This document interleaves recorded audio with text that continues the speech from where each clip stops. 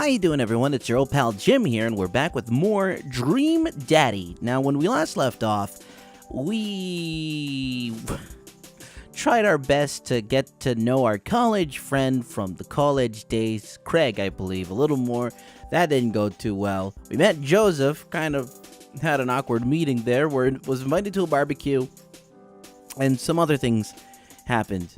But before we begin, I wanted to address something that I recently learned, is that there was a review. I don't have it pulled up. I should have had it pulled up, but there was a review on this game.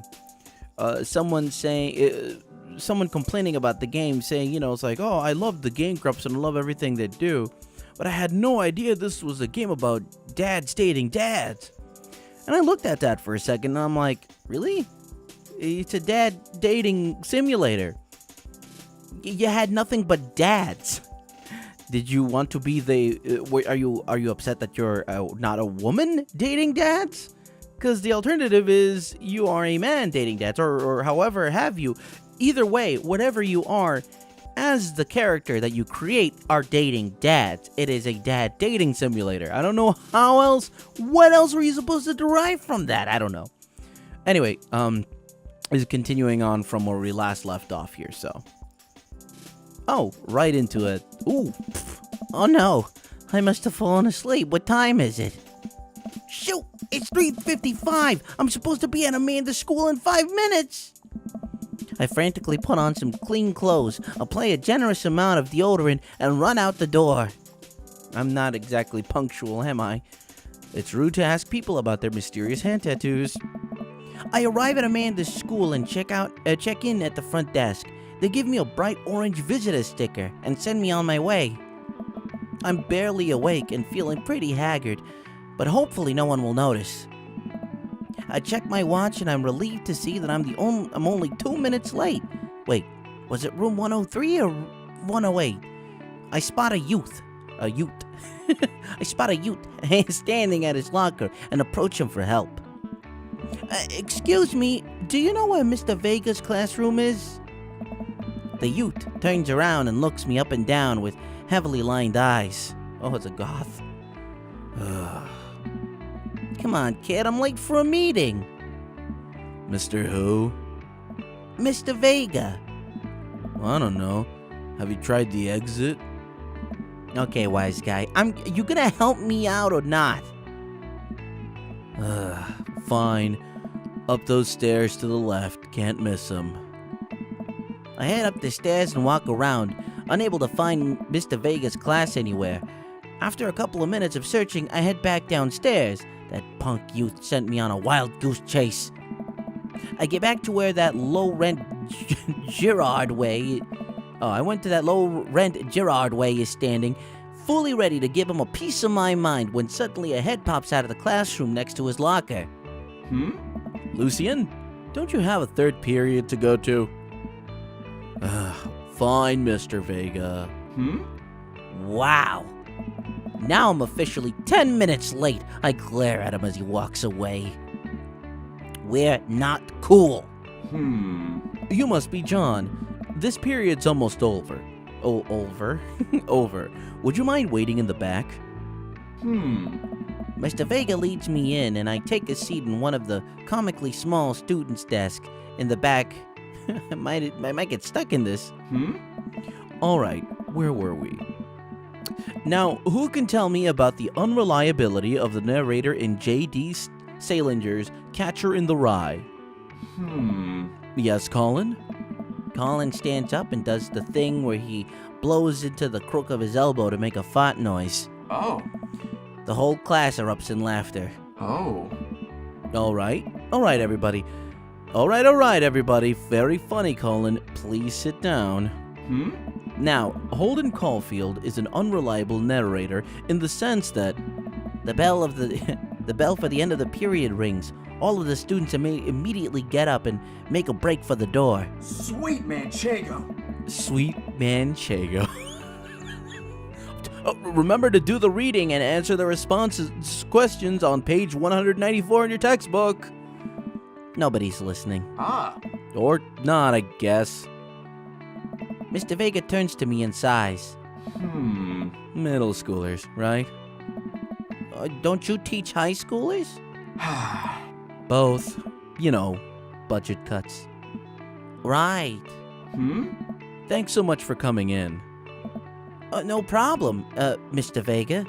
Oh. Please, call me Hugo. I don't normally do these impromptu parent-teacher meetings, but as I'm sure you know, Amanda's a very bright student, and I'm concerned about her recent behavior. Uh-oh. What's going on? Amanda has never been the most engaged student, but I know she cares. Recently, though, she's been falling behind. She's not completing assignments and has been doing rather poorly on tests. I'd normally chalk this up to senioritis, but this is strange. I thought excuse me. This is strange. I thought Amanda always shared everything with me. It hadn't even crossed my mind that something might be wrong. I don't know. I just wanted to ask, is everything okay at home? Oh, gee. She has a tendency to bottle things. She's fine. Well, we just moved recently, but it was only to the other side of town, and Amanda was more excited about it than I was. Oh. See if you can talk to her about it. I know she values you a great deal and would appreciate your guidance. If she keeps heading down this road... I don't know. I know how important art school is to her, and I would hate to see her miss out on scholarship money that she clearly deserves. I'll make sure to talk to Amanda. Thanks for letting me know, Hugo. Oh. Anytime. On my way out, I stopped, thinking for a moment. I turned to you know, I can English, I swear. On my way out, I stopped, thinking for a moment. I turned to Hugo. Hey, Hugo? Yes? Didn't they ever catch that rye? Oh. Yes. Okay, well, that was automatic. I'll leave the classroom and make my way out of the school. I'm still a little bit in shock that Amanda was able to hide this so well from me. She's always been such a force of positivity in my life, especially after we lost her mother. Amanda must be done with classes for the day now. I'm sure she would appreciate a ride home. Well, maybe I can talk to her about what's going on. Oh. I pull up to the carpool and Amanda hops into the passenger seat. So, did you have fun gossiping about me? Mr. Vega and I actually just gossiped about our celebrity crushes. So you talked about Mario Batali the whole time?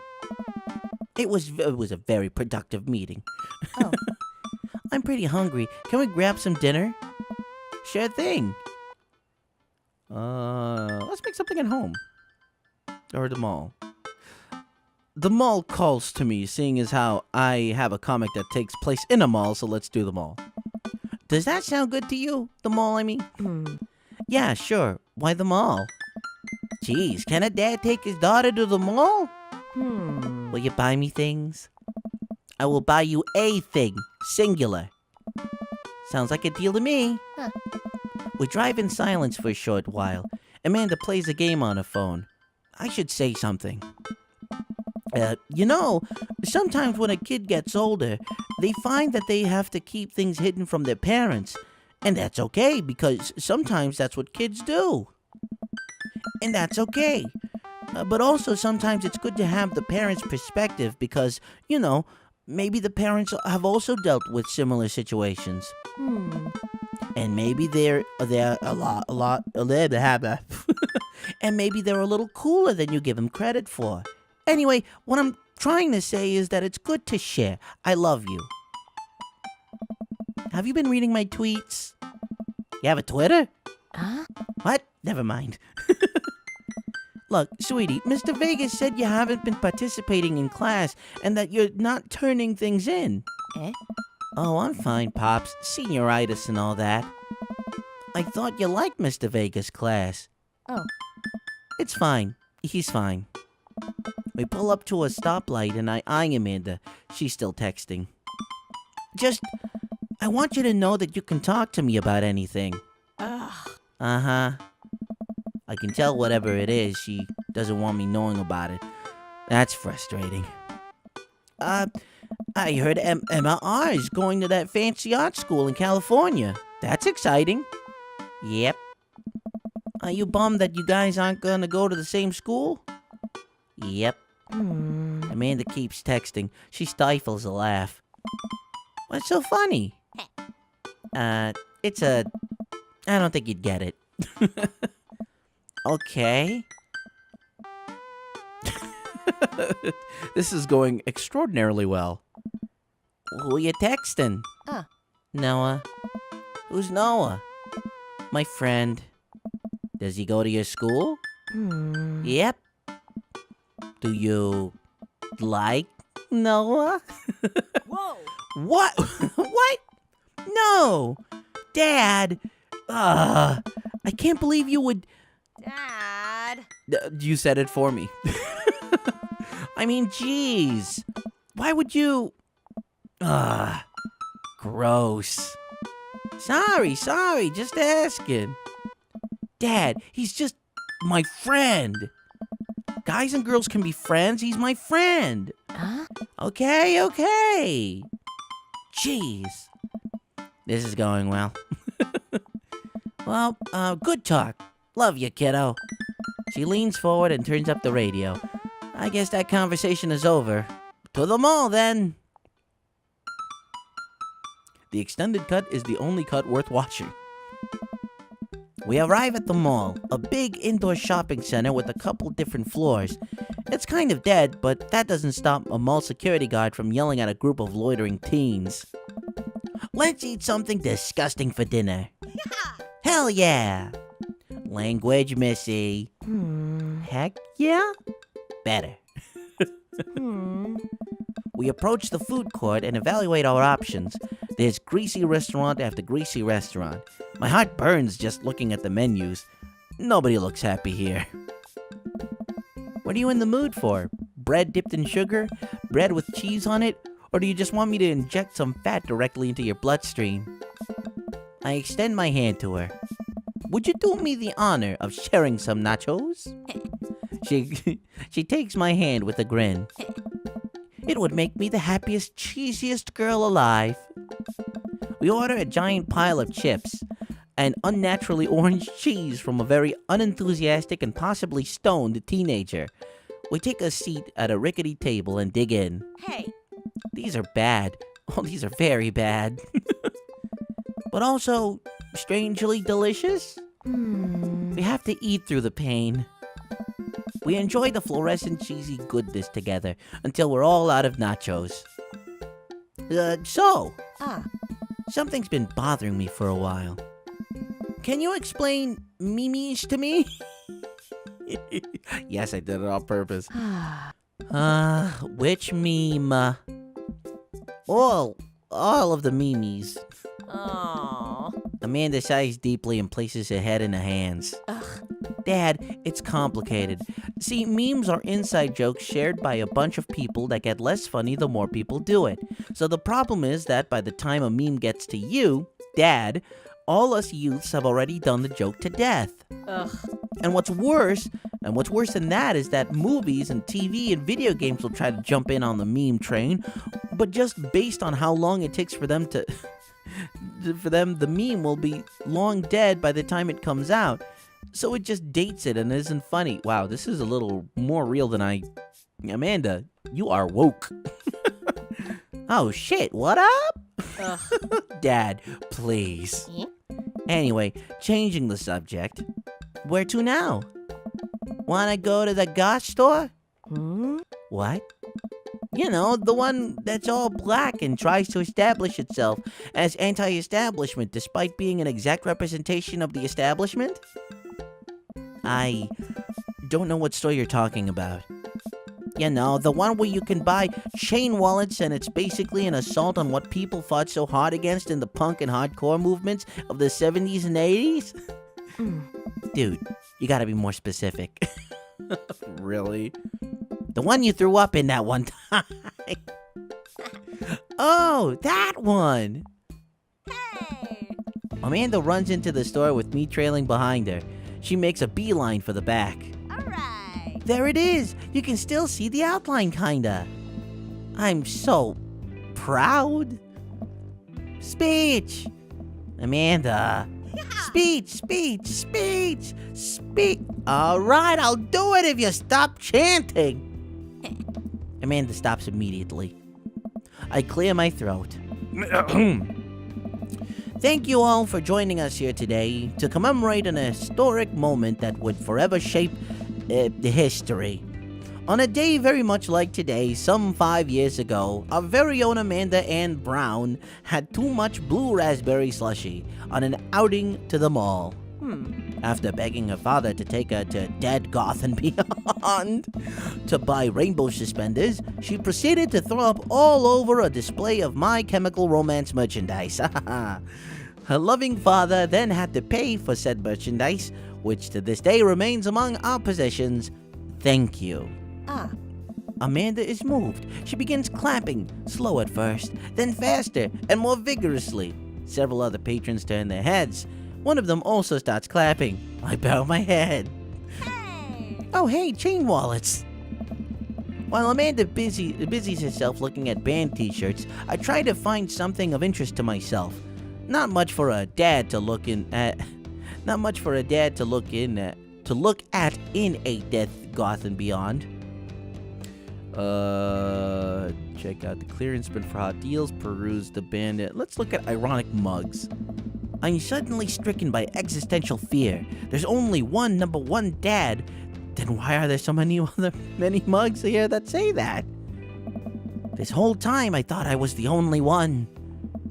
If I'm not number one, where do I place up on the global dad ranking charts? I have work to do. Look, this is very important to me. What is going on? Ooh! I think that's one of the other daddies. I think. I overhear a stifled argument over at the cash register. An older gentleman is carrying a garment and showing it to a bored-looking cashier with pink hair. I can see that. Don't know what to tell you, dude. I just work here. Oh my. Listen, when I bought this online, the website said this blouse was Victorian inspired. However, when I received it, I clearly held the trademark of Edwardian dressage. Do you want a coupon? I can give you a coupon. Will you leave if I give you a coupon? Is there a manager present? People have to know what they're buying. I am the manager. I see. Well, it would seem that I have outstayed my welcome. Good day, shopkeep. Your superiors will receive a strong-worded letter by post. Whatever, dude. The man whirls around and storms out, his literal coattails trailing behind him. I can't tell if they're Victorian-inspired or Edwardian in nature. Amanda trots up to me with a t-shirt in her hand. Oh boy, here it comes. Oh. Hey, Dad Tron 5000. Yes, I'll buy it for you. Wow, that was easy. Thanks. At least it's only one this time. Amanda plops the shirt onto the counter and grins at the cashier. I love your hair. Oh. The cashier says nothing and rings Amanda up, radiating hatred. I hand her a 20.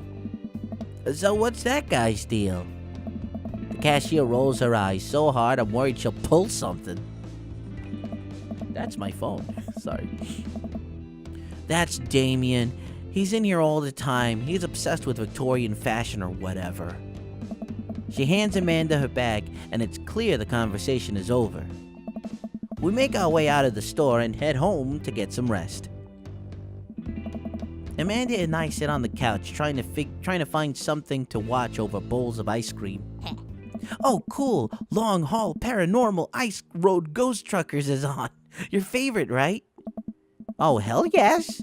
They have to make it over the Canadian tundra before the ice road melts, but also they're hunting ghosts. Also, the trucks are haunted. This is an episode I've already seen, but it's one of the best. Cullum and Flint Dogbone, the twin brother truck driving and ghost hunting duo, find themselves in the greatest peril yet. Oh no, the ghost done. Oh, they have that kind of voice. Oh no, the ghost done got control of the truck. I can't steer on them. They're damn ice roads. Let me use the EVP meter to try and communicate with the spirits. Flint, we're about to die. Almost got it. If you listen carefully, it sounds like it's saying you're going to die. That's because we're about to die, you. That's art. The episode ends and Amanda excuses herself to go and start arguments on the internet. I stay up a little longer, curious about the exploits of Colum and Flint Dogbone after the disastrous ice road accident. Afterward, I crawl into bed and get a good night's sleep. Hey, we finally did the day. No, a second day, because I think we already did another day. Use your hips. Everyone needs to know how to use power tools. I don't know how to use power tools. Morning, sleepyhead. 5 more minutes. You have never, ever let me have 5 more minutes, so get up. Fine. We have cereal for breakfast and spend the morning putting together furniture. Amanda is much better at interpreting the tiny manuals. We're able to put together a few shelves and one desk, but I'm pretty sure it was supposed to be a bookcase. So, you excited for the cookout today? Oh gosh, there's a cookout today. Excited to beef up my grilling skills. If there's food I'm excited, let's go for the first one. We're optimistic sometimes. I'll see this as a learning opportunity. If I can snake some hot grill tips, I think we can consider it a success. Don't you want to meet some of the people in the neighborhood? I'll probably end up standing uncomfortably in the corner with a plate of food and hope that nobody talks to me. Dad, you're a beautiful work in progress. We will get that butterfly to emerge from the cocoon. The social butterfly. Well, we better start getting ready. We definitely don't want to be late. What? No, we have to be fashionably late. Who shows up to a cookout on time? You know what? We're going early, just because you said that. I head out the door and Amanda reluctantly follows. We walk across the street to Joseph's house with a store-bought veggie plate. I'm a terrible cook if it doesn't involve a grill. Ooh, look at this place. I guess we're not as early as we thought we were. Joseph's backyard is already packed with people and the smell of hot dogs wafts through the air. Small children run through a sprinkler and adults chat in small clusters. I set our veggie plate down on a table next to the 2 other veggie plates. Hey, there's Joseph. I wave to get his attention. The moment he sees us, he jogs over, arms open wide. Oh. Jeez, those low ones always get me. Welcome. I'm so glad you 2 are here. And you brought veggies. Oh. Let me introduce you to my family. Kids, come on over here. This is Chris, my eldest. Oh, yeah. Hi. Oh. This is Christian and Christy. They're twins. Whoa. They stare creepily and say nothing. Huh. Then, of course, there's our youngest, Krish. Wait, where's Krish? Maybe Mary put him in his crib. Oh dear. Oh, and how could I forget my lovely wife, Mary? Joseph pecks her on the cheek. She smiles. Ah, Mary, sweetheart, did you put Krish to bed? I'll have to go look for him. Oh. What? You'll have to... Oh. Joseph takes a moment and regains his composure. Mary, this is our new neighbor, John and his daughter, Amanda.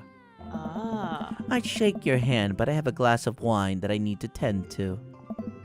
I love her. Nice to meet you, Mary. Charmed. Well, I have to go over there now. My wife has a wonderful sense of humor. But please, you 2 enjoy the barbecue. All the guys are really excited to meet you. Here, let me introduce you around.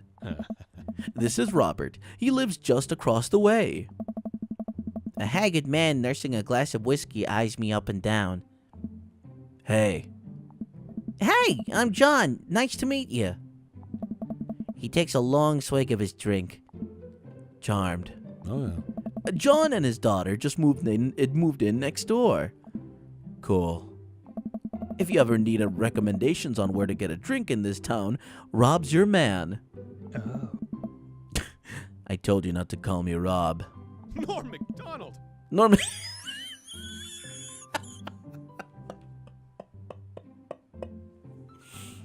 Apparently that's one of its expletives. Norm MacDonald. Norm MacDonald. Right, got it.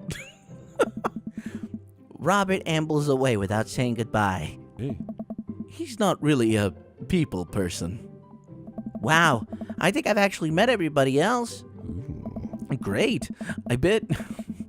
Great. I bet you're excited to get to know everyone better. Hope you both enjoy yourselves. Amanda and I mill around and try some of the food spread out on the table. I pick out some deviled eggs. Amanda grabs a small paper plate and immediately begins piling it with baked goods. I don't want to have to make friends. Ugh. Come on, Dad. Who are you going to party with when I go off to school? But I don't want to have to do pleasantries. Dad. They're going to talk about weather. Oh. Go do it. Make a friend. But how could I possibly abandon my child at a social function? That's bad parenting. This plate of cookies is my new dad. Bye. Amanda shoves me into the center of the yard. Well, here goes nothing. I look around the party and I'm surprised to see some familiar faces, rather. Isn't that the barista from the Coffee Spoon? Oh, what a cool guy and mysterious. Didn't that guy throw a frisbee at my head? Isn't that the guy that was throwing a fit at Dead Goth and Beyond? Isn't that Amanda's teacher? Hey, I know Craig. But wait a second. All of these people live in our cul-de-sac? That can't be right. Well, I better investigate. Uh-oh. Uh-oh. Who to talk to? Okay, so I can either talk to Robert and Brian, or talk to Matt, Hugo, and Craig, or talk to Joseph and Damien. I never caught the goth guy's name, did I? I completely forgot. Well, I hope it's Damien because that's who I want to talk to. I'm a sucker for goth people. I think they're the coolest. Even though I'm like the polar opposite, maybe that's why. Let's do it. I spot Joseph chatting with the guy from Dead Goth and Beyond by the grill. I wonder what they're talking about. I walk over to them. Oh. Jeez. So I'm curious, can you walk me through why you had your house painted black? Where do I even start?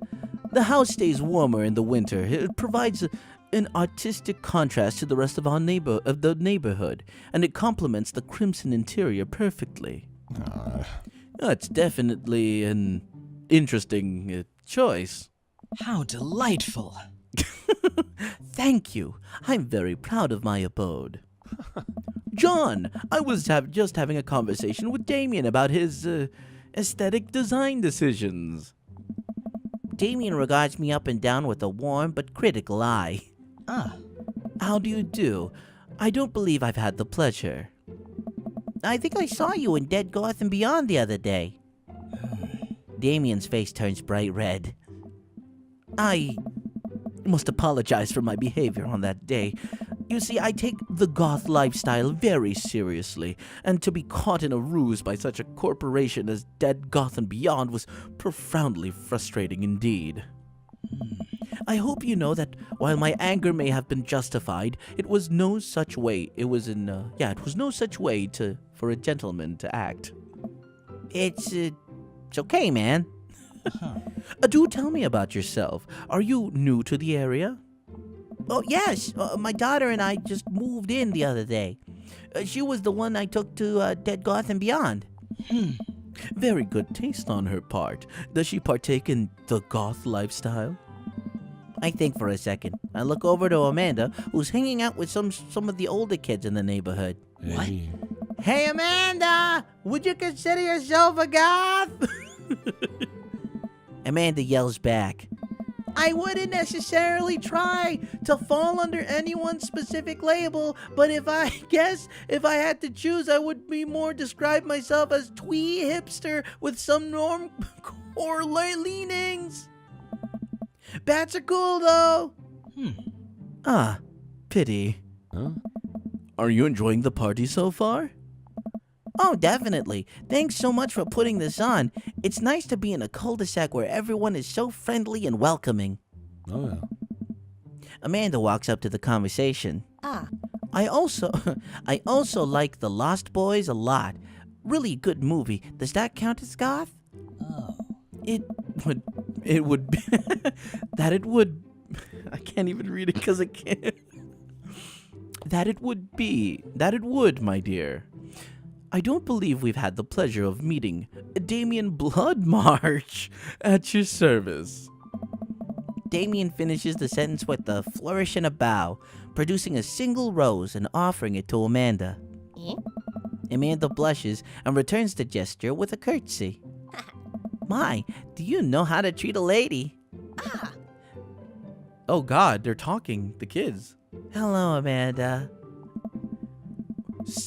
Seemingly out of nowhere, Joseph's twin kids appear. Are they speaking in unison? Hey. Hey, won't you come play with us? Hmm. Come play with us forever. Guys, enough with the creepy twin shtick. We've talked about this. Oh. Christian and Christy slowly back away. Where do you... Where's Mary? Where do you think they got that from? Oh, there she is. Mary pops into the conversation, wine in hand. I don't know. Mary takes a long sip of the wine. I think I might have taped over a VeggieTales VHS with The Shining. Who knows? She takes another sip of her wine.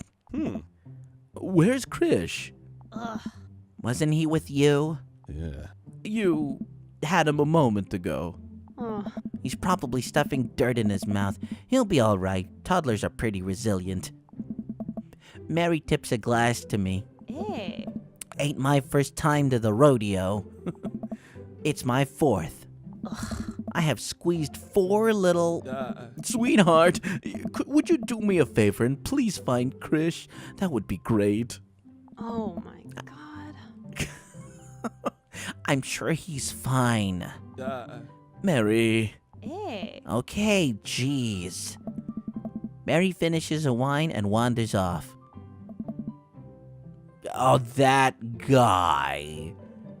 Ah, Dad, can we go now? Huh. Ah, Lucian, have I introduced you to John yet? Hey, it's that punk from Amanda's school. I remember you. Whatever. Huh. That's no way for a young man to speak to his elders. Be polite. Lucian bows. Whatever, sir. Lucian bows again. Mr. Christensen? Is that his last name? Mr. Christensen, may I have a veggie burger, sir? Okay, that was too low and too uncomfortable. Coming right up, bud. Are you a vegetarian? Yep. Make that 2 veggie burgers. No, excuse me. Make that 2 veggie burgers. Did you know that some people in the Victorian era were... Some people in the Victorian era were vegetarians. They described carnivorous type people as bloodlappers. Oh, and on bloodlappers, I think this is where we're going to pause this particular playthrough. And that's where we're going to stop for now. Oh boy. We found out quite a lot of bit in this episode. Apparently Goth runs in the family. Joseph has a very interesting wife. That's definitely something that we just discovered.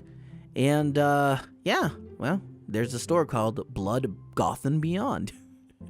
Wouldn't surprise me if there actually was one that was actually called that. But anyway, if you want to know when my next video comes out, subscribe to my YouTube channel over at Jim Knickerbocker. And remember, as always, nothing ventured, nothing gained.